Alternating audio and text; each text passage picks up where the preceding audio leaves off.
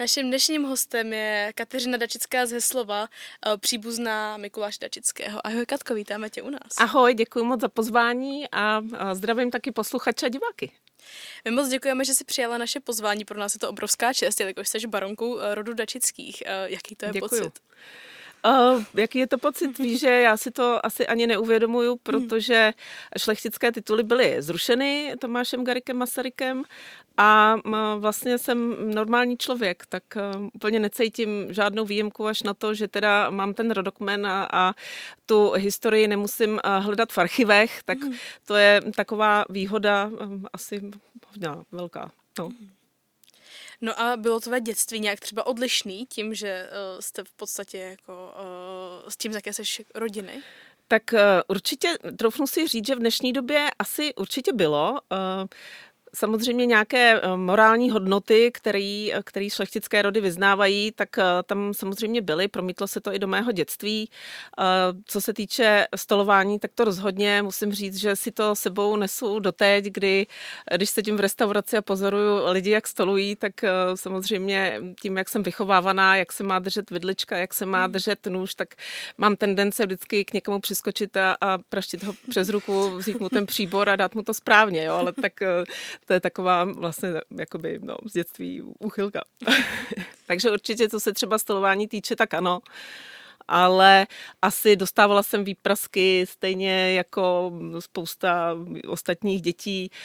Pamatuju si, kdy jsem dostala k Vánocům krásný závoj po prababičce a mýho tatínka nenapadlo nic jiného, než když jsem držela ten závoj, tak mi do druhé ruky dát prskavku, bylo mi 6 let a co se stalo, že jo? Tak ten závoj jako splál, tak krásná historická krajka, můj tatínek se lekl a začal mě honit s páskem od kalhot kolem stolu a máma na něj s babičkou křičeli: ona za to nemůže, za to můžeš ty. Takže já si myslím, že jsem byla asi jinak vychovávána jako každý. A uvědomila jsi už v tom věku, co vlastně tvoje jméno znamenalo v historii? Tak jako dítě asi ne, samozřejmě to potom přišlo postupně, jak jsem jakoby rostla a byla starší, tak tatínek jako říkal, kdo jsme, co jsme, z jakého rodu pocházíme. A pak se vlastně jakoby promítaly právě ty morální hodnoty, jako nelhát. Vždycky, když jsem třeba zalhala, že jdu s kamarádkou, oni tam byli kluci, tak jsem dostala prostě po zásluze potrestáno, že lhát se nemá, takže pak asi v tom promítnutí těch morálních hodnot určitě jo, protože právě se říkalo, to by se tví přeci obraceli v hrobě, kdyby si tohle dělala nebo kdyby si tohle neudělala, takže v tomhletom duchu určitě ano. No. A ty už jsi zmínila babičku, ale myslím si, že tvoje babička či prababička tak taky jsou s nějaký baronkami nějakého, myslím, že s Karlem IV. Mají něco společného. Ano, moje vlastně ta linie ke Karlovi IV. Nevede po meči, ale vede po přeslici, proto já vždycky říkám, že kdo si dohledává rodokmen, nehledejte jenom po mužích, i babičky a prababičky jsou strašně důležité. A právě ta linie ke Karlovi IV. Vede přes moji prababičku, která vlastně pochází z rodu princezen, takže to pak vede ke Karlovi IV. Ale je to samozřejmě dlouhá cesta.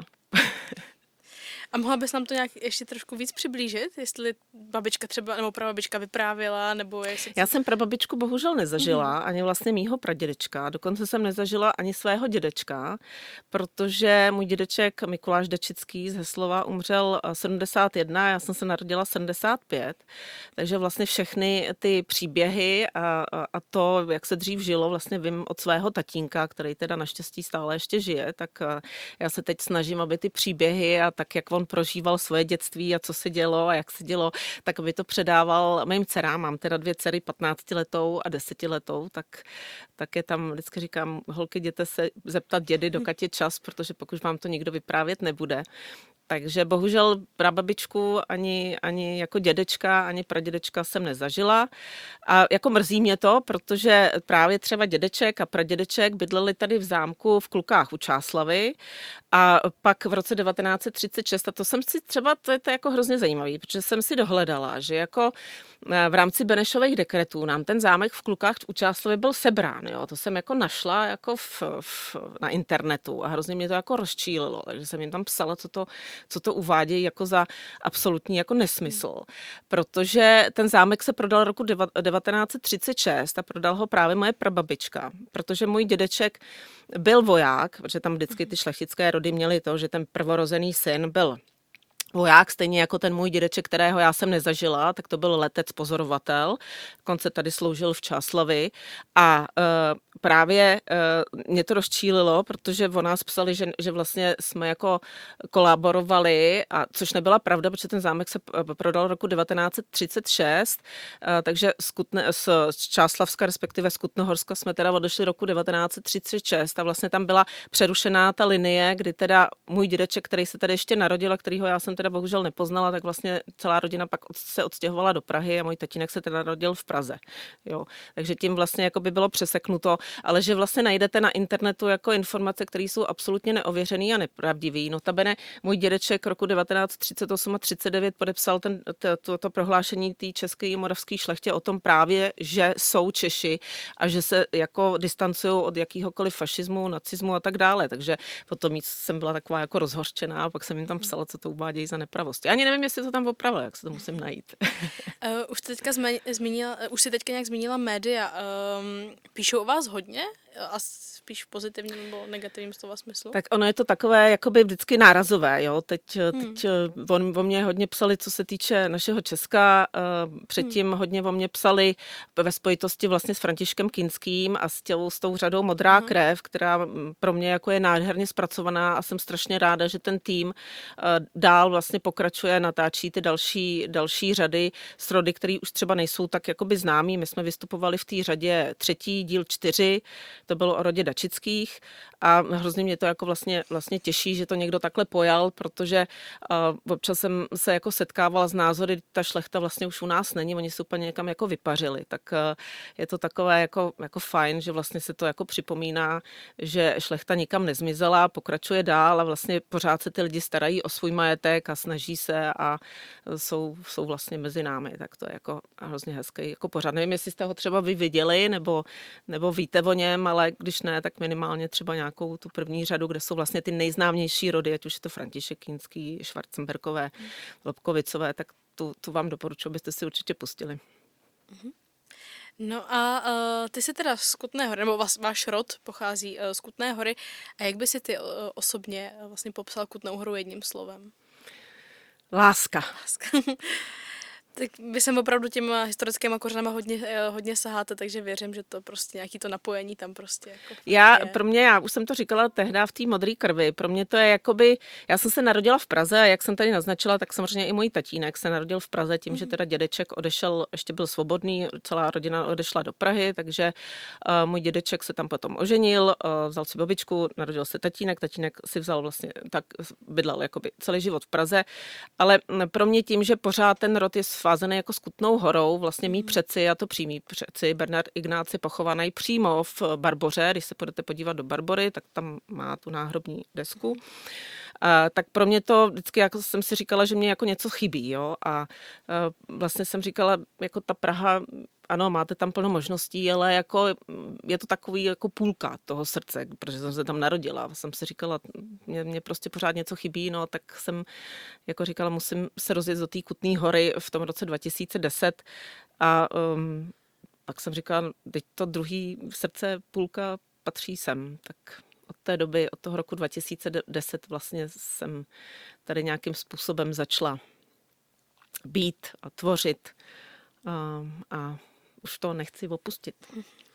Když se ještě vrátíme, ty jsi říkala, že máš 2 dcery, tak ta jejich výchova vedeš je taky právě k té kultuře a k tomu rozšiřování obzorů i jinak než ve škole, jako máš podobnou výchovu, ne teda jako byla dřív, ale že tě vlastně rodiče vedli k tomu, jak vedeš i ty svoje dcery? Já se o to snažím, kulturu miluju, takže chodím na představení, včetně baletu, když moje dcery zrovna balet třeba nemusí, tak ale mají to povinně, že minimálně jednou za rok aspoň na balet musí. Ale určitě to patří k nějaký jakoby kulturnímu povědomí. Určitě by měli navštívit, jakože navštívili Státní operu, Národní divadlo, Národní muzeum, ale samozřejmě památky, ať už je to Kutná Hora, ať už jsou to jiný města, teď Česká republika má tak nádherné památky, takže určitě to povědomí jakoby musí mít. Samozřejmě pro mě, já už jsem to říkala, táhnu si to z dětství, to stolování, což je teda, mý dceři je 15, tak je to teď jako takové trošku náročné, protože probíhá ta puberta. A to, co uměla, mi teď jako vlastně dává najevo, jako že to dělat nechce. Ale já věřím, že jí to přejde a že zase to bude dobrý. No. A někdy je to náročný, tak asi jste si tím taky prošli. No a jak se tvojí rodiny dotkla vlastně tvoje politická kariéra, protože ty jsi byla politička, nebo nevím, jestli tam seš ještě nějak jako zapletená do té politiky. Jak se vás to dotklo jako rodiny? Tak já odlišuju, já politiku jakoby do rodiny jakoby nenosím ani s dcerama, protože dcery jsou ještě moc mladé a nechci jim jako politicky zatěžovat hlavy učení. Berunce je 15 a teď dělala dcermatí zkoušky, tak 15. v pátek máme vědět výsledky, tak si držíme palce, takže určitě jako ten čas jednou přijde, kdy třeba o té politice budu hovořit, ale možná už v politice nebudu, současně jsem tedy v politice, jsem radní tady města Kutná Hora a zároveň teda působím na Středočeském kraji jako zastupitelka a předsedkyně výboru pro kulturu, památkovou péči a cestovní ruch. Proč? Protože kultura a památky je moje srdcová záležitost, takže je to krásný a je to dědictví pro naše generace a člověk by o ty památky a o tu kulturu prostě měl jako se starat a budovat jí dál, aby to tady po nás zbylo. Zaměření moje starší dcera je sportovec, takže ta inklinuje víc ke sportu, ona dělá vrcholově atletiku, dělá skok v tyči, takže to je spíš jakoby do sportu a moje mladší dcera se teď jako profiluje, samozřejmě je jí 10, takže člověk jako neví, co z ní bude, jak z ní bude, nicméně ona je takovej nadšený studijní typ, ona si dělá úkoly o přestávkách, takže já vlastně ani vůbec nevím, jak se učí a nosí furt jedničky a vždycky, když se jí zeptám, jestli má úkol, ona mi řekne, mami, už jsem se udělala ve družině, tak je to takovej hujer, mi to trošku přijde.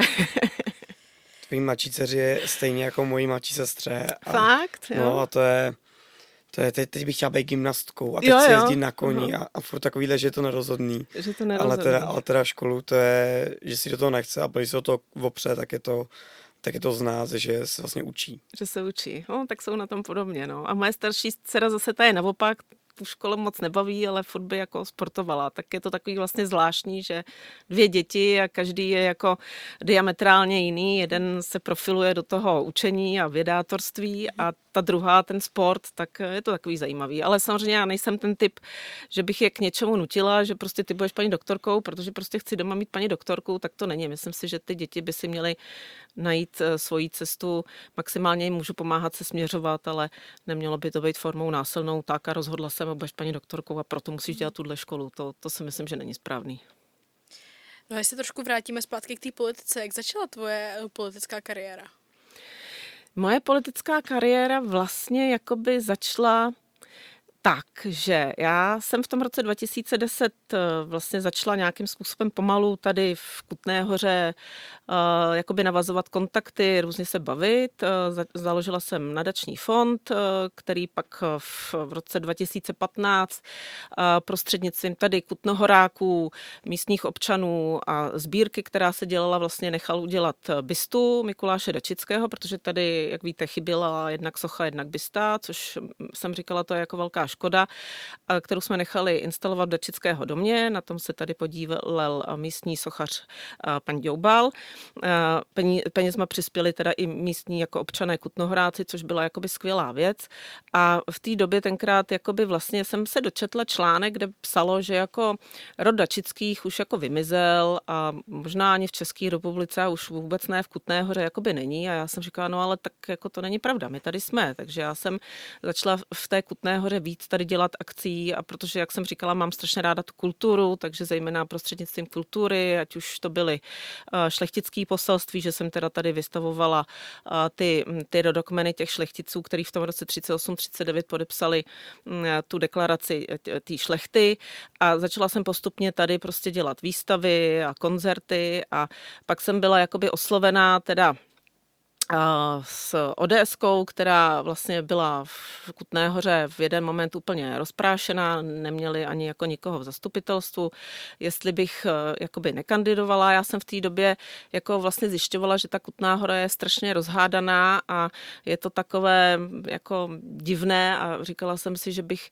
i kus sebe, nějakou tu slušnost a tak dále chtěla vtělit do té politiky v Kutné Hoře a tenkrát jsem říkala jo a mě by to vlastně jako strašně zajímalo, jakoby bejt v dění v Kutné Hoře a zajímat se, co ty občani potřebují a zkusit jim nějakým způsobem prostřednictvím té politiky pomoct. Takže vlastně takový byl vstup v tom roce 18 do té komunální politiky a od té doby to vlastně trvá.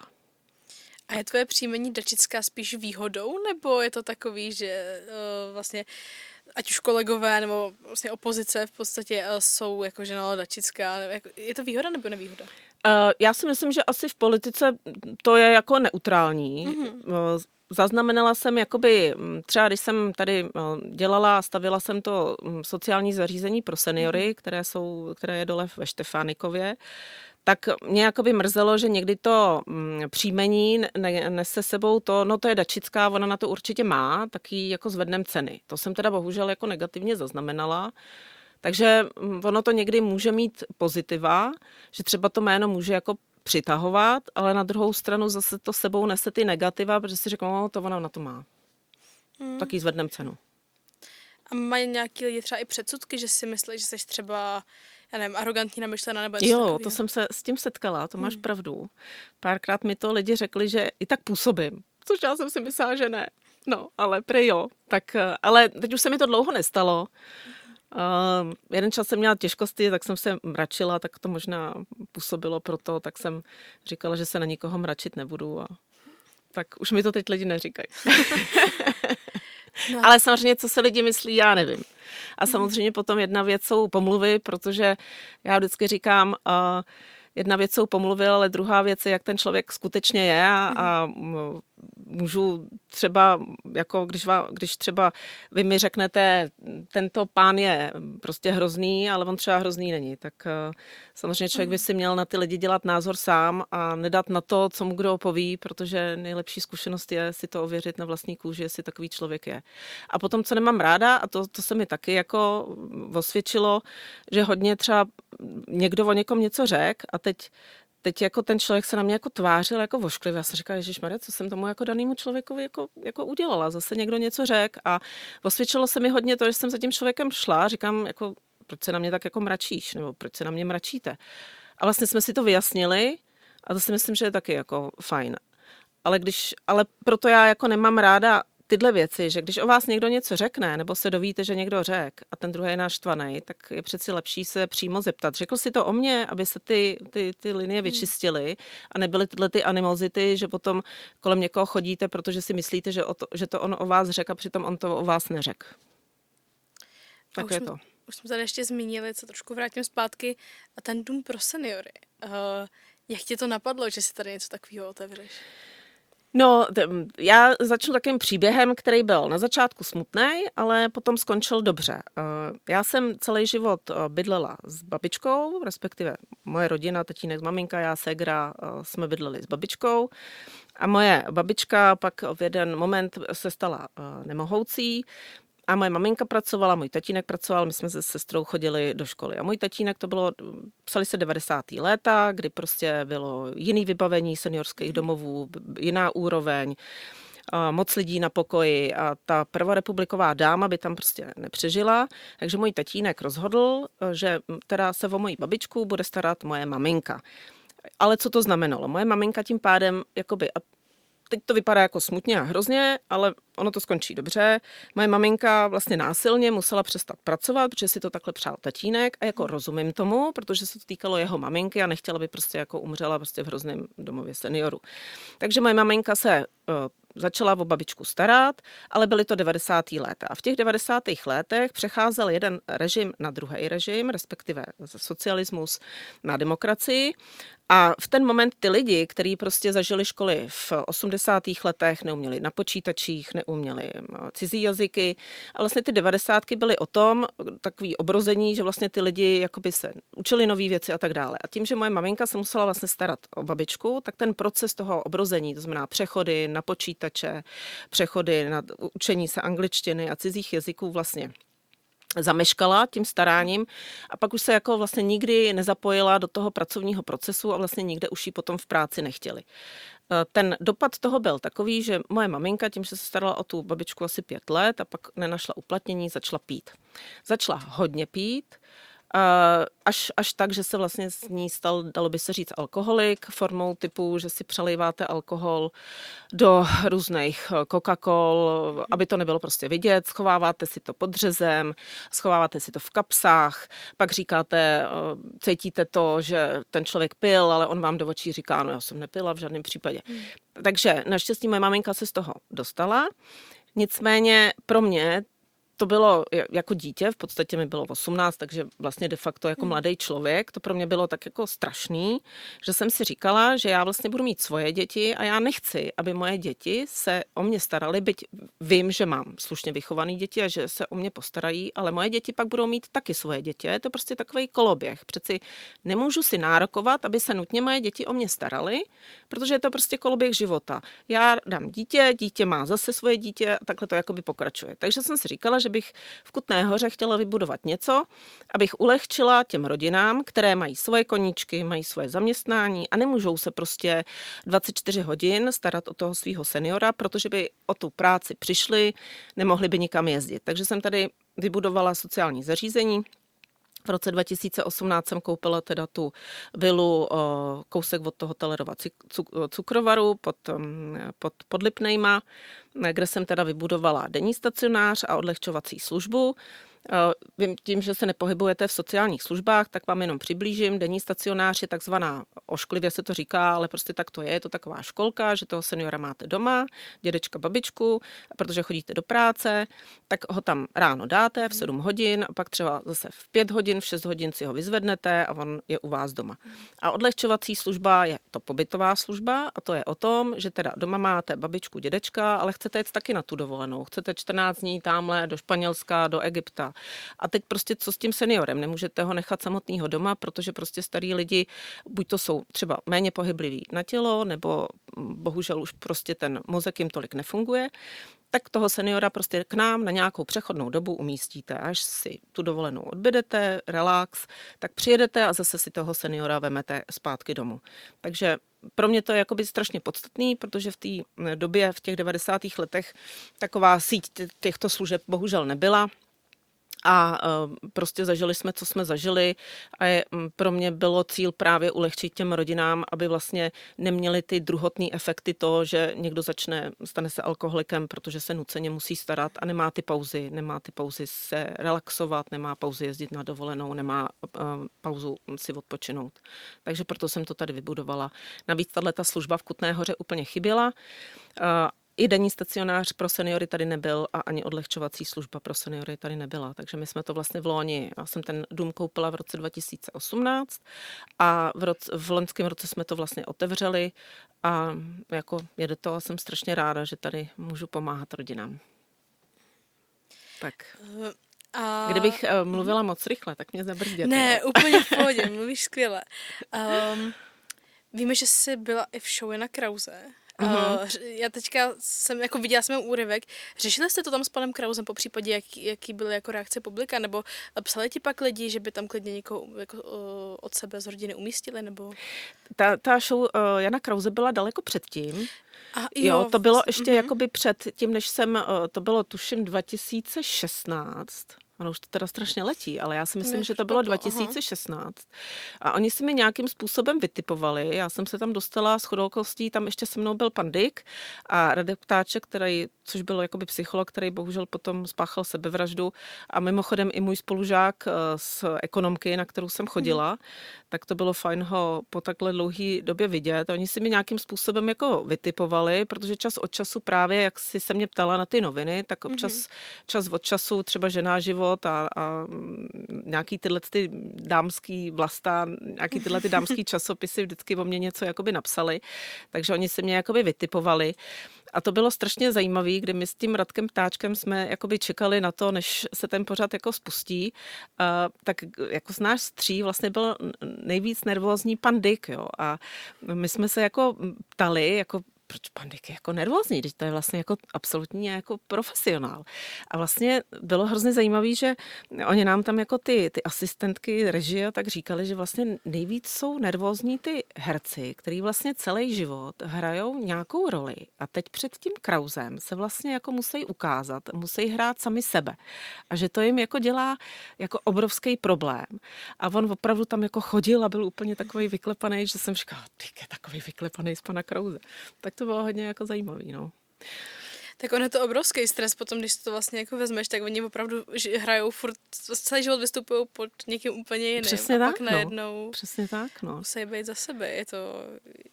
Ale Jako, přesně jak jsi říkala, překvapí to člověka. No, že mě zrovna to překvapilo, že jsem lidi- říkala, že oni jsou přeci profíci, tak před kamerama stojí každý den, každou hodinu, tak že to takhle sebere, to jsem jako vůbec netušila. Ale říkali, že to mají takhle všichni herci a že prostě je to taky jako udivuje, že kovaný herec a je potom nervózní v show pana Krause. No.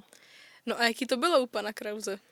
U pana Krause to bylo zajímavé. Oni se mnou dělali takzvanou rešerži, kdy volala paní asistentka režie, která po telefonu se mě ptala na různé otázky, ale dopředu jsem jako nevěděla, na co pan Kraus se jako zeptá. Tak to bylo takový, jako že člověk musel opravdu jako reagovat spontánně. A samozřejmě to bylo, jako neříkám, prostě každý vystoupení, i tady s váma vystoupení je pro mě jako nervní, že jo, ale... Takže když nevíte, na co se vás člověk zeptá, jenom víte jako buď okruhy, nebo vám to řekne minutu předtím, než akce začne, tak samozřejmě to stresující je, no, ale tak jako co, no tak člověk buď to neodpoví, nebo odpoví, že se zakoktá, no tak nic horší se asi stát nemůže, no. Ale bylo to hodně zajímavý. No, s panem Krausem. A taky právě mi říkali, mě hlavně radili, neber si pruhy, takhle to rozšiřuje, ber si neutrální oblečení, tmavý, světlý taky rozšiřuje a já jsem spíš měla nervy z toho, abych v té televizi vypadala dobře. Taková typicky ženská věc, Jo, tak tak vypadá přesně, dobře. přesně. A pak, jak je tam ta červená sedačka, tak jako mi říkali, no měj tu ruku jako takhle na tom křesle, protože lidi tam furt dělají různě takhle a to vypadá, že jsou nervní. Takže hlavně tu ruku měj jako takhle opřenou o to a nic s ní moc neházej. Tak já furt jsem spíš byla koncentrovaná na tu ruku, tak to bylo takový vtipný, no. Ale samozřejmě jako pan Kraus, že pan Kraus, tak člověk jako nervózní je, no. A samozřejmě jsem si nakoukala pár pořadů předtím a on někdy jako dovede být jako velmi jedovatý, že jo, na ty, který zpovídá. Takže jsem si říkala, ty bude mít dobrou náladu, nebo jakou bude mít náladu. No. Na to se právě chci zeptat, jestli on i v televizi se zdá právě, jak jsi říkala, takový jedovatý a občas někdy trochu komik. Působilo to na tebe, že už je to až moc jako strojený a jako až trošku umělý, nebo to z něj šlo tak jako přirozeně, že to bylo Ne, mně vidět, přišlo, že on byl jako naprosto jako přirozený. On asi jako si načte o tom člověku něco, ale pak prostě je jako fakt si myslím, že jako moderátor skvělej. Nepřišlo by, že něco hraje, ale vyloženě jako spontánně se ptá na to, třeba, že jsem něco odpověděla, on hned jako zareagoval, tak si myslím, že to bylo jako naprosto jako spontánní a jako fajn to bylo. A ty pořady jsou jako hezký a když je dávají, nebo dávali, nebo i teď reprízujou občas, tak jako, když mám čas, tak se na to podívám, protože to určitě zajímavý je a chodí tam samozřejmě zajímaví lidi. To fajn pořad. A přišla ti ještě nabídka z nějaký talk show třeba, tak jako zmíním 7 pádů Honzy Dětka nebo něco podobného? Ne. To a ne. chtěla bys? No. Panu Dětkovi? Tak samozřejmě asi, kdyby ta nabídka přišla, tak bych ji asi neodmítla. Otázka je, na jaký téma bychom se tam bavili, ale kdyby přišla, asi bych to neodmítla. My ještě před natáčením jsme tady společně rozebírali, že Tomáš Moravský píše knihu, což teďka vlastně úplně nevím, jestli můžeme říkat, ale tématem bude tvůj prastrýc, prastrýc, prostě tvůj příbuzný Mikuláš Dačický. O něm je i spousta dokumentů, právě třeba jeden z nich natočil právě Tomáš Moravský. Viděla jsi ho? Cech panenku Kutnohorských jsem viděla. Ano. A tu knížku jsem četla, ten rukopis Tomáše Moravského jsem četla. On tam vlastně jakoby shrnuje jednak jeho dílo a tak. Je to jako, si myslím, hezký a hlavně ucelený a on to i potom rozšířil vlastně o ten náš rod až vlastně jakoby do dnešních dob, jenom tak jako uceleně, aby si lidi právě nemysleli, že to jako skončilo tím Mikulášem a pak už to nepokračovalo. My když jsme dělali teď jestli víte, tak jsme dělali jako město Kutná Hora, jsme dělali tu výtvarnou soutěž, kterýho se vlastně vaši kolegové účastnili a modelovali z 3D tu krásnou hlavu jednak Mikuláše, ale i Tyla. To bylo jako krásný. Ale překvapil mě tam jeden, a to je přesně ono, jak někdo se na to dívá. Jo. Obrázek, kdy teda jedna slečna nakreslila na hlavu Mikuláše a napsala tam mimo jiné jako vrah. Jo. A teď jsem si říkala, vrah. No, svým způsobem má vlastně jako pravdu, protože v tom jakoby on zapíchnul toho pána Skolovrat, nicméně jako pohledem, že od té doby, jak se to stalo, jako úplně nevím, jestli o něm můžu říct, že je vrah. Tak to bylo takový vlastně jako, jsem pak říkala Tomáši, jak ten dějepis učíš, člověče, budeš si to muset jako víc vysvětlit. Tak je to takový zvláštní, že s pohledem času jako někdo o něm napíše vrah. Tak to jsem si říkala, to je jako vlastně odstup času, jak lidi vnímají třeba tu dobu. Tak jako zajímavý, no. Když se bavíme o odstupu času, až tady jednou nebudeš, protože nikdo nejsme nesmrtelný. Bohužel. Jaký odkaz by si po sobě chtěla zanechat, nebo jak chceš, aby si tě lidi pamatovali? Jako člověka zastávající morální hodnoty. To znamená slušnost, všechno si vyříkat na rovinu, a to je asi pro mě to jakoby nejhlavnější. A přemýšlela jsi třeba někdy, že by si taky udělala si nějaký svůj takhle podcast, že bys tam třeba si zvala vlastně další třeba lidi ze šlechtických rodů nebo něco takového? Já si myslím, že na to moderování člověk musí mít totiž taky talent. A já si úplně nejsem jistá, jestli jsem jako dobrý typ na to něco moderovat. Ale mohlo by to být určitě, jako si myslím, zajímavý, že byste se tam takhle jako potkali, zástupci různých rodů, debatovali byste. Takový. Když já právě si říkám, jestli by to nebylo, teď když o tom mluvíš, jestli už by to nebylo tím, že byla natočená Modrá krev, kde vlastně ty rody byly jako vlastně představený prostřednictvím jako média televize, která má vlastně jakoby asi největší sílu, včetně ukázky, kde ty rody žily, jejich rodových sídel. Jestli už by to nebylo něco takového vlastně jako, víš, jako umělýho. Jestli by ten dosah byl takovej, že vlastně plno těch, nebo podle mě všechny informace už byly řečený v tom vysílání té televize, tak si tak říkám, jako co vlastně víc by se tam jakoby dalo. Samozřejmě ta historie těch rodů je obrovská, takže určitě by se to dalo jakoby časově natáhnout. Ale zase ta televize jako vystihla to nejdůležitější a to nejpodstatnější. A říkám si, jestli by to nebylo takový, aby to pak někdo neříkal, no jo, oni uměle tady se snaží něco, ale přitom jako ta televize vlastně je ta wow, že jo. No. To je asi pravda, no. Ale i tak jako třeba nějaký, vlastně i ta Modrá krev, tak on to aspoň takhle jako zanechává takovou jako vzpomínku ty rody. To jo, no, to jo. Tak oni, když to budou reprízovat, já vím, že oni teď začali vydávat i knížky, že to jakoby knižně zpracovali, udělali teď první, druhý díl, kde právě ty rody z té první a druhé série dali do knížky, tak věřím, že i budou pokračovat tou třetí řadou a teď vlastně, co se natáčí, ta čtvrtá řada.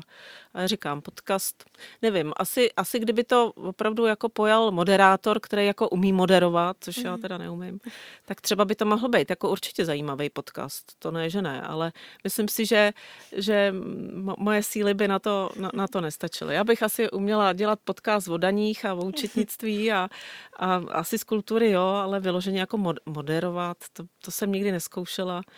A jak se říká, ševče, drž se svého řemesla, tak asi to moderování přenechám těm, co to opravdu umějí, a nebo se to učí už od začátku. Já jsem se to nikdy neučila. Tak.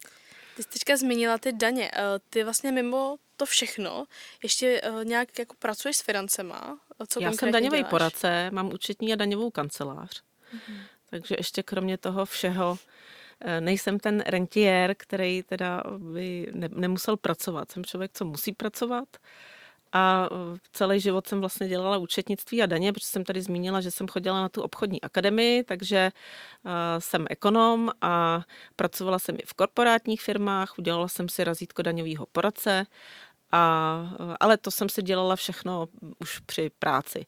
Co vám jako teď budu trošku na vás jako apelovat. Svoji životní chybu jsem asi udělala v tom, že já jsem vlastně ze základky jsem šla rovnou na střední školu jako na obchodku a z obchodky pak jsem jako nevěděla, jestli chci pokračovat s vysokou školou nebo nechci s vysokou školou pokračovat, takže jsem nastoupila rovnou do práce. A toho jsem začala litovat, protože jsem zjistila, že k té své práci tu vysokou školu potřebuju. Ale je to jakoby z pohledu toho ekonoma, jo? Že jsem tu vysokou školu prostě k té práci potřebovala. A to je jediný moment, kdy bych vrátila čas, že bych do té práce nenastoupila, ale šla bych z té střední školy rovnou na vysokou školu. Protože pak bylo strašně těžký z té práce jako začít po nocích studovat, kdy ty moji kamarádky chodili pařit a já jsem teda jako studovala, abych si tu vysokou školu při té práci dodělala. A to je jako asi jediný moment, kdy bych vrátila čas a prostě fakt bych nenastoupila do práce, rovnou bych ze střední školy navázala na vysokou školu a pak až teprve do práce. Tak si to pořádně rozmyslete, abyste neudělali stejnou chybu a pak nemuseli dřít jako koně po nocích a studovat, zatímco vaši kolegové a kamarádi chodí pařit, no.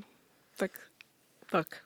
Teď jsem na vás trošku tak jako a já učitelsky. Myslím, že to je úplně jako ideální zakončení našeho podcastu, protože my asi nemáme víc otázek. Nebo Já bych měl ještě takový bonus, který mě docela zajímal.